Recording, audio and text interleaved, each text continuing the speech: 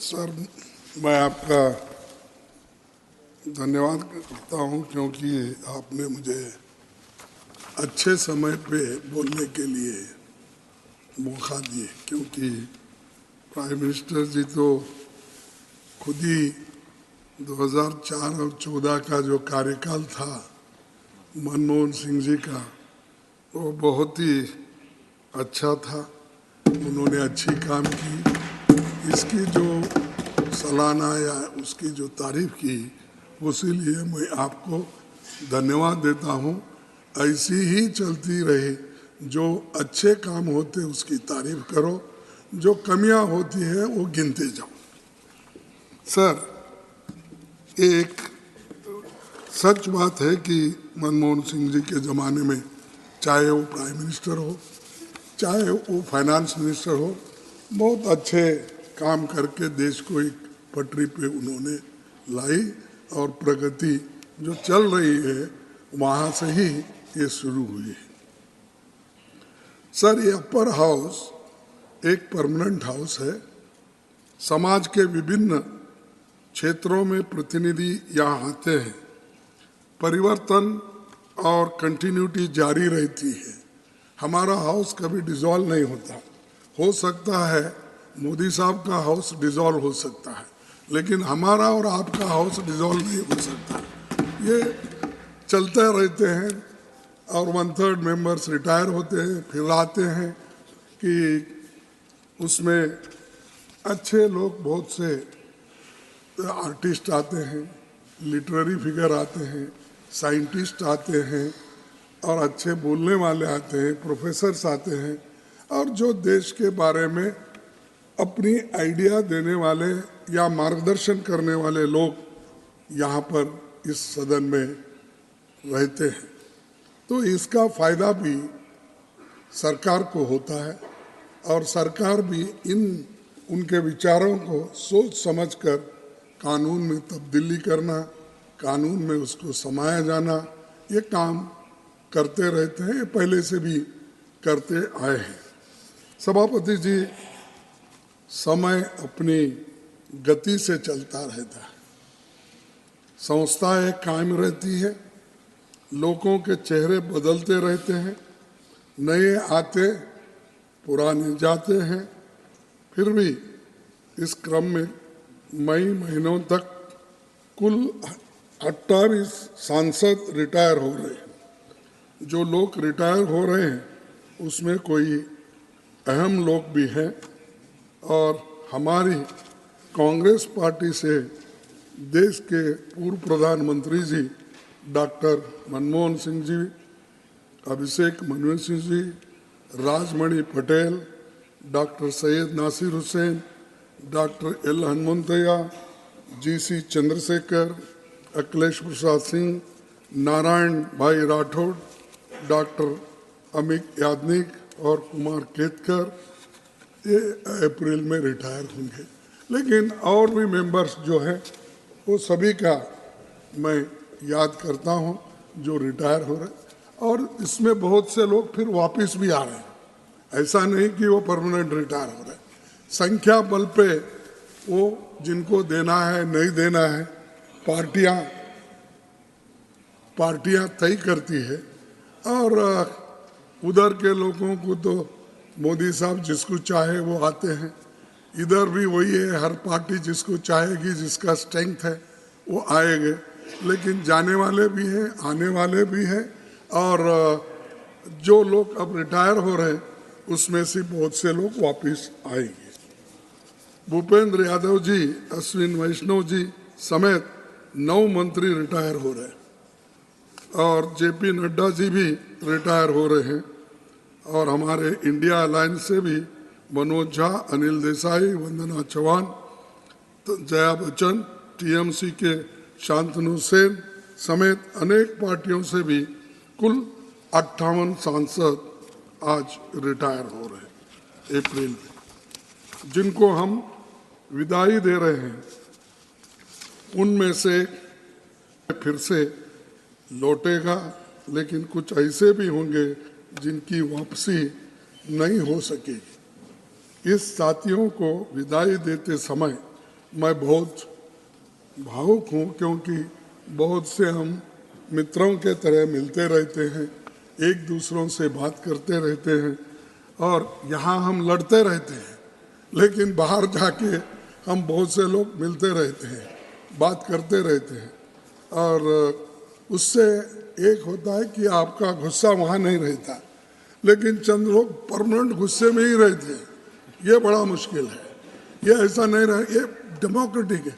और हम यहाँ देवेगौड़ा जी होंगे, मैं तो बहुत लड़ता था उनके खिलाफ, क्योंकि उन्होंने ये जनता पार्टी नहीं छोड़ी, मैं कांग्रेस पार्टी नहीं छोड़ा, इसीलिए हमेशा हमारी टक्कर चलते ही रहती थी।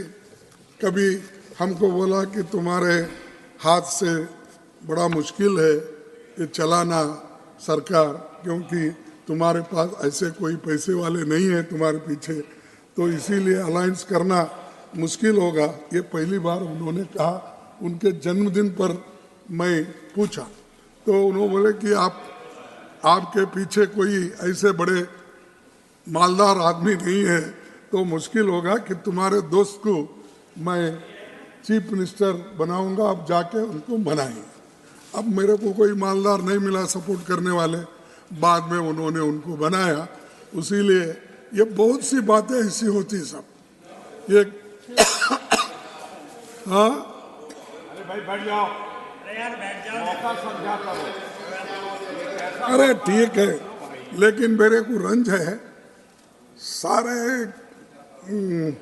जिंदगी उन्होंने सेक्युलरिज्म, सोशलिज्म, फार्मर्स एजुटेशन सब करे, सडनली ऐसा क्या हुआ?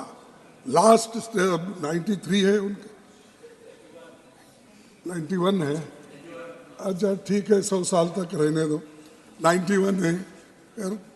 अब सडनली जाके मोदी साहब उन्होंने ऐसा गले में मिले हैं और वो पकड़ कि आप नहीं थे, तो इतनी तारीफ आपकी उन्होंने की, मैं समझता हूँ जिंदगी में किसी आदमी की उन्होंने तारीफ की ही नहीं, रियली समझता हूँ, क्योंकि मैं उनके साथ वहाँ पर 20, 25, 30 साल था और यहाँ पर कभी किसके बारे में तारीफ करने की उनकी आदत ही नहीं है, लेकिन वो आदत बदली कैसी मेरे को बड़ा मुश्किल है।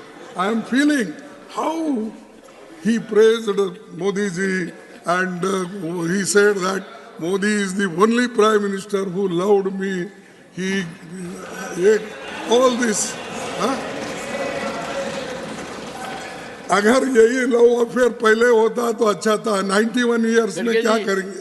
छोड़िए, आपकी बात पर कुछ कहना चाहते हैं, आपकी इजाजत हो तो पीयूष जी कुछ कहना। नहीं साहब, नहीं तो अगर समझ आ जाए तो अच्छी। ये चुप है, ये देखो आप उनको ऐसा ही देते हैं, बाकी के वक्त हमको नहीं देते। दिस इज नहीं कल I am not giving floor to him sir. No, you see, sir, I'm telling you, this is not going to be a permanent thing. You remember, sir, you can't ask. When I asked, I want to get clarification, you did not allow when Modi ji was speaking. See, this is nothing. Even if I interfere, Modi is capable to give answer. Why you are doing this? Continue. In democracy, it happens. And इसीलिए मैं आपको उनको खैर इस वक्त ज़रूरत थी, वो हो गई, उसके बारे में मैं कुछ नहीं बोलता कि उन्होंने जो कुछ बोलना है बोल दिया है और उसका जो कुछ इलाज करना है मोदी जी ने कर दिया है, इसीलिए वो ठीक ठाक हो रहा है उनके साथ। सर, मनमोहन सिंह जी पूरी दुनिया जानती है कि वे विश्व के जाने माने अर्थशास्त्र हैं।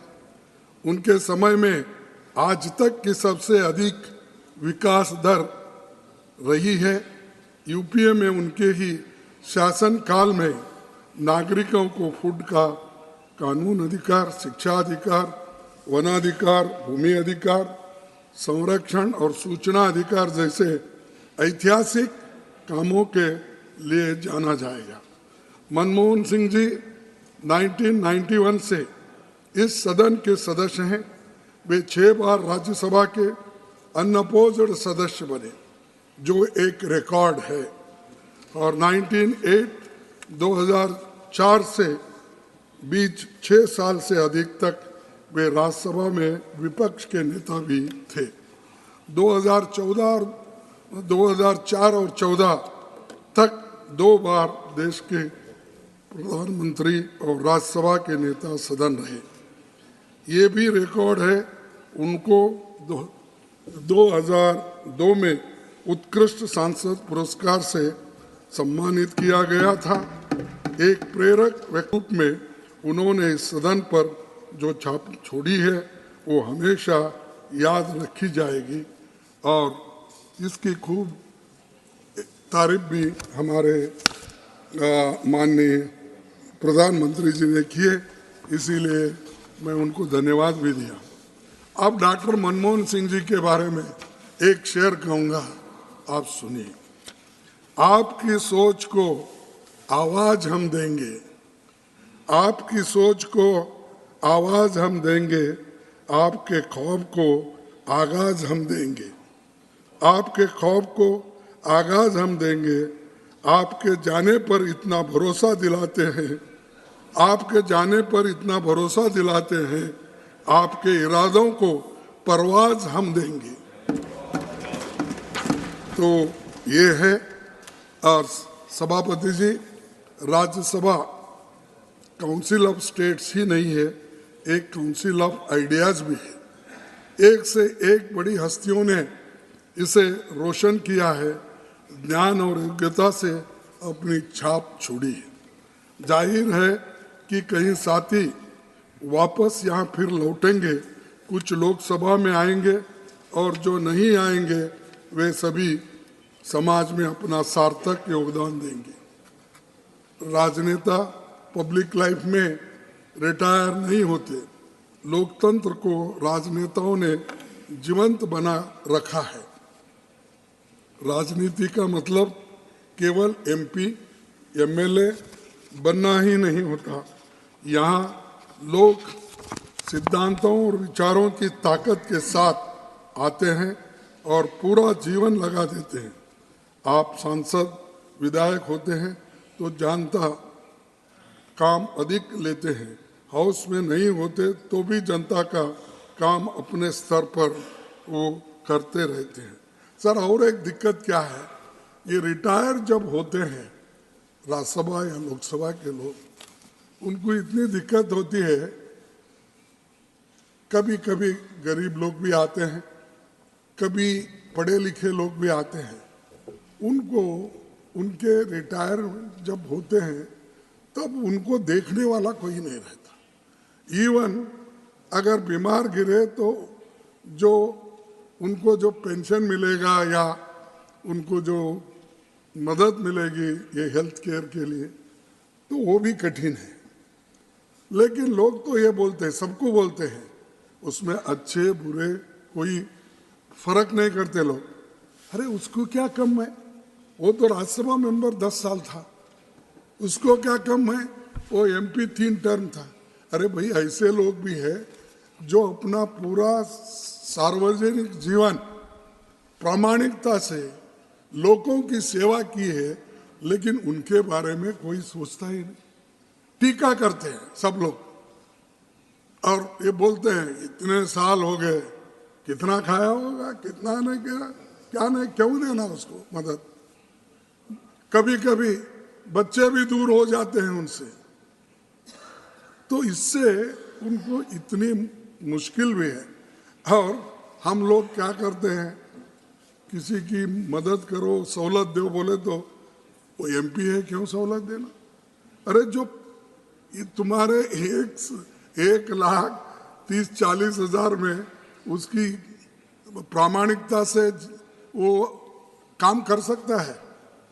मैं बड़ाओ बोल के नहीं बोल रहा हूँ, लेकिन आप हकीकत देखिए। अब हम क्या 53 साल 54 साल से है, मालूम नहीं होता। आप भी है, चीफ मिनिस्टर थे, प्राइम मिनिस्टर थे, मालूम नहीं होता।